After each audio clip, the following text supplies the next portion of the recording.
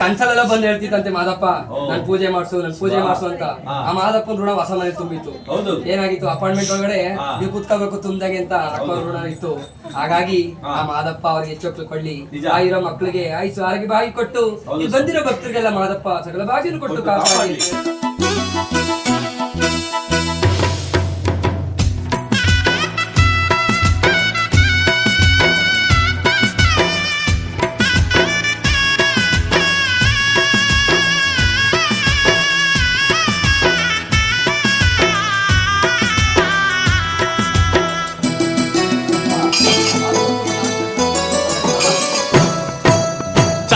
ನೀನು ನಿನ್ನ ಭಕ್ತರಿಗೆ ಅಪ್ಪಾಜಿ ಮಾದೇಶ್ವರ.